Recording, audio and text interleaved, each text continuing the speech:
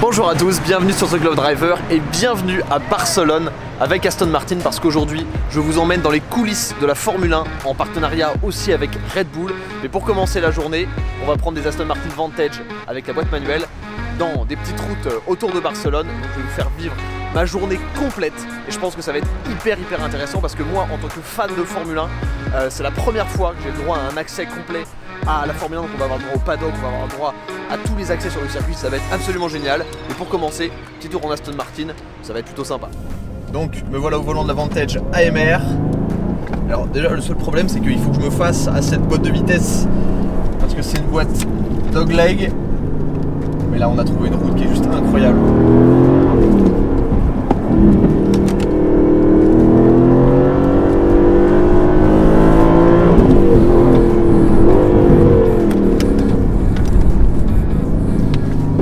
J'avais déjà essayé cette voiture au Nürburgring, je vous mets le lien de l'essai en haut à droite. Je vais pas vous faire un commentaire complet de comment la voiture se comporte, là ça va plus être un petit moment pour profiter des routes espagnoles qui sont extraordinaires et des 510 chevaux et 625 Nm de cette voiture qui sont évidemment liés dans la version AMR à une boîte manuelle à 7 rapports, ce qui est assez incroyable parce qu'aujourd'hui avoir un V8 avec une boîte manuelle c'est quelque chose qui n'existe plus et là bon, la particularité de cette voiture, c'est que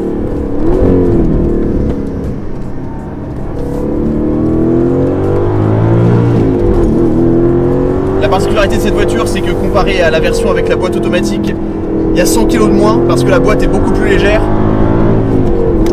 Et ça se sent tellement au niveau du comportement. On a un freinage qui est super puissant.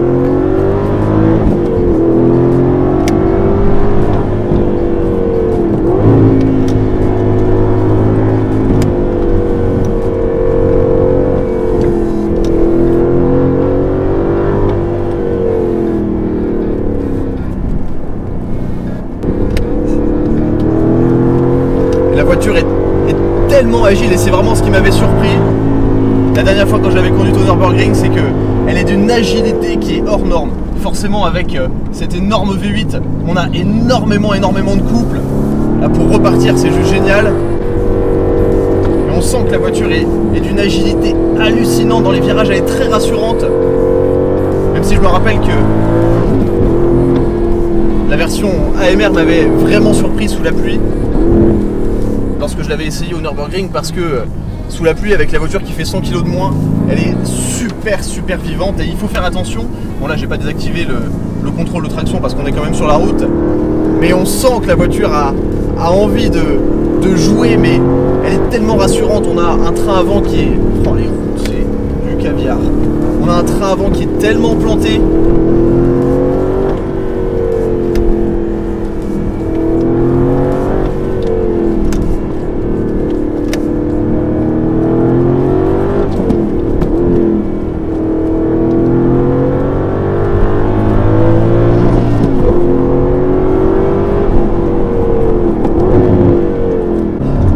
Ce qu'il faut savoir c'est que la voiture a légèrement moins de couple que la version avec la boîte automatique parce que la boîte manuelle n'était pas faite pour encaisser autant de couple. Là en repartant en première. Oh, le son de la voiture est juste extraordinaire. Alors oui c'est vrai que la Vantage est un produit assez particulier qui n'est pas hyper apprécié et la voiture elle se vend pas très bien. Mais c'est tellement étonnant parce que ça vient directement concurrencer la Porsche 911. Et c'est un produit qui est tellement abouti.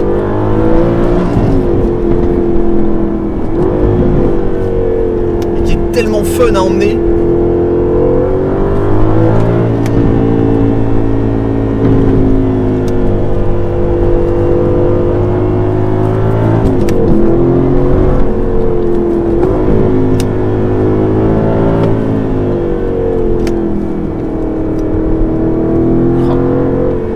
Je parle pas beaucoup, je profite des routes parce que c'est juste incroyable. Ah, putain non.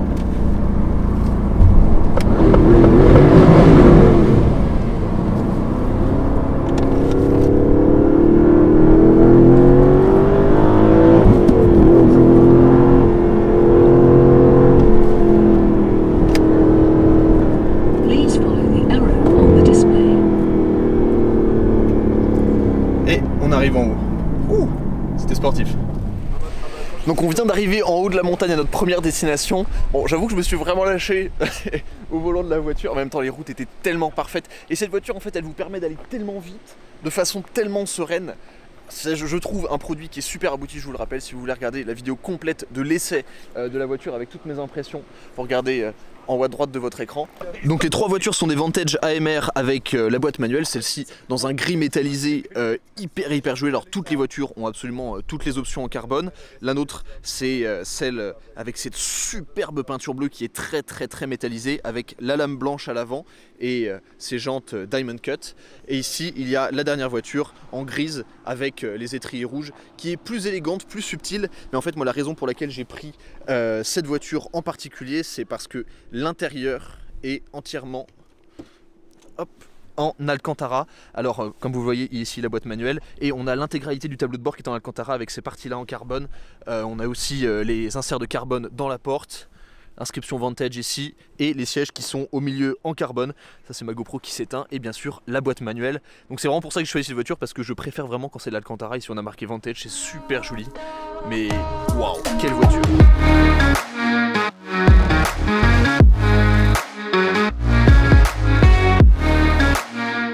Donc vous me retrouvez maintenant sur le circuit de Catalogne, dans les paddocks. On est sur la terrasse qu'il y a en haut de la loge Red Bull Racing / Aston Martin. Vous l'entendez, il y a les voitures qui sont en test derrière. L'atmosphère est juste incroyable. Je retrouve, alors c'est la première fois que j'approche de près la F1, mais je retrouve cette ambiance tellement caractéristique où c'est juste voiture. Il n'y a que ça. Et vraiment l'ambiance, l'atmosphère de passion et de vie qu'il y a autour de ce sport est juste hallucinante. Et la première fois que je suis allé, donc la piste est juste là, elle est à la grande ligne droite des stands. La première fois que j'ai approché les voitures, j'entendais, on les entend passer là, c'est juste dingue. J'ai du mal à rester concentré tellement c'est fou.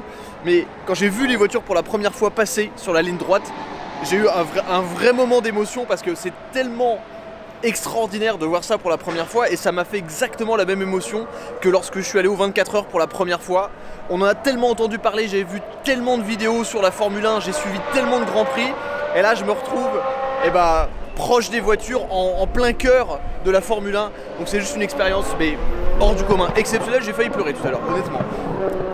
Ah puis le son des voitures c'est juste dingue, ça fait beaucoup plus de bruit que ce que je pensais. Mais donc là, en termes de programme, on va avoir un petit moment avec Max Verstappen ou Alex Albon, l'un ou l'autre, sachant que là, on vient de déjeuner et je me suis rendu compte au bout de 10 minutes que j'étais en train de déjeuner juste en face de Max Verstappen, tout simplement. J'étais comme ça en train de bouffer, je vais le battre, j'ai fait ah. Donc c'était assez énorme. Et ensuite forcément on va aller voir les voitures, on va aller dans le paddock, directement dans le garage pour voir vraiment les voitures de près lorsqu'elles s'arrêtent, lorsqu'elles tournent, etc.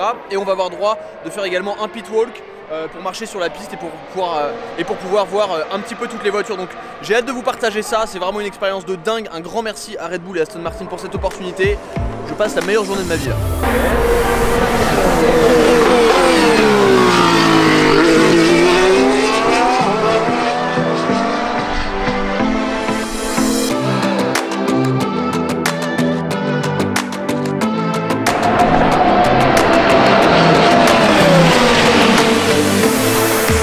Alors là, on a la chance de pouvoir approcher la voiture, donc la nouvelle RB16 de Red Bull.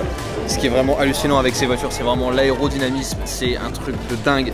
Alors désolé, c'est un petit peu sombre, mais c'est vraiment génial de pouvoir approcher les voitures d'aussi près. Donc cet après-midi, on va les voir qui vont rouler. Mais c'est tellement compliqué. Regardez là, toutes les parties en carbone, l'aile à l'avant. Oh, c'est juste génial.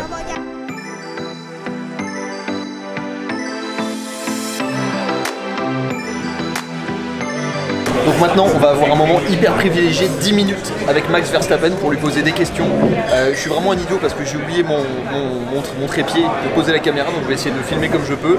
Mais je tremble pas, mais pas loin quoi. And it's of course great to see, especially when you go back to Holland. It will be crazy, but already, you know, last year in Austria, in Belgium, there is a lot of support and I really appreciate it. Et je suis vraiment très surpris de voir à quel point Max Verstappen était détendu aujourd'hui parce que bon, il est connu pour être un pilote assez, je vais pas dire rude, mais bon, un peu fermé, etc. Aujourd'hui, il était hyper cool. il était super détendu, il s'intéressait vraiment à nos questions, etc. Il prenait le temps de nous répondre. Donc c'était vraiment un super moment. Et en vrai, ça paraît incroyable, mais moi j'étais là tranquillement en train de discuter avec lui.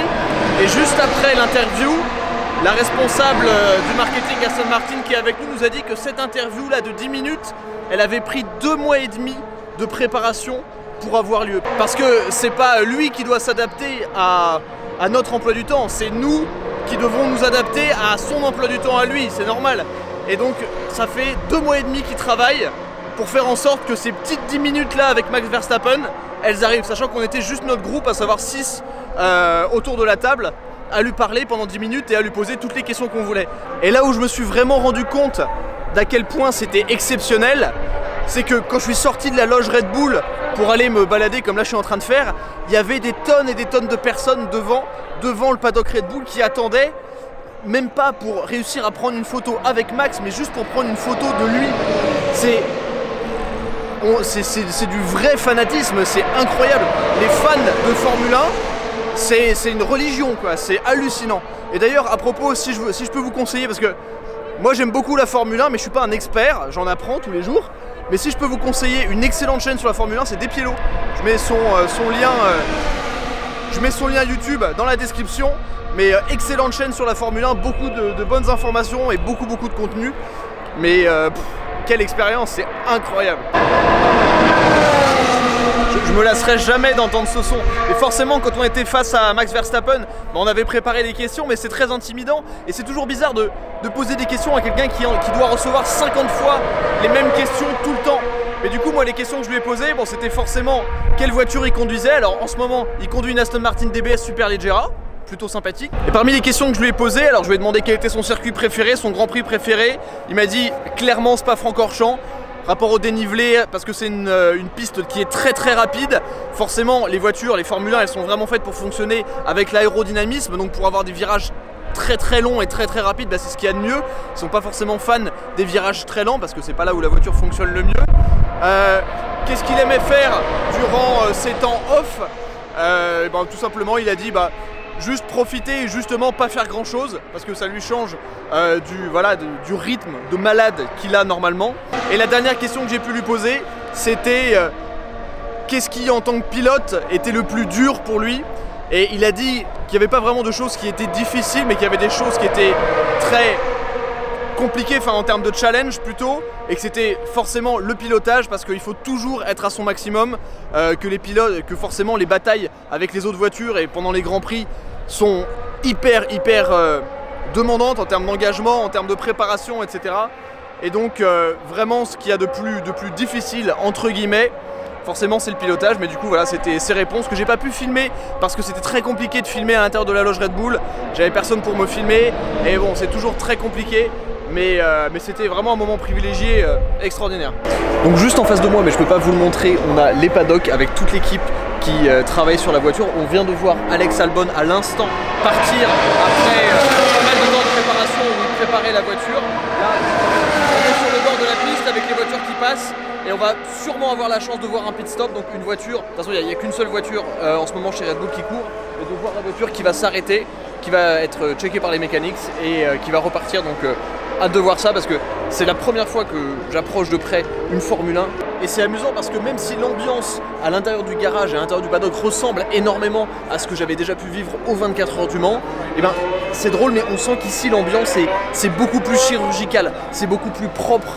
Je sais pas, c'est différent, on a l'impression d'être encore un niveau au-dessus de la LMP1, ce qui est un peu vrai, même si c'est différent.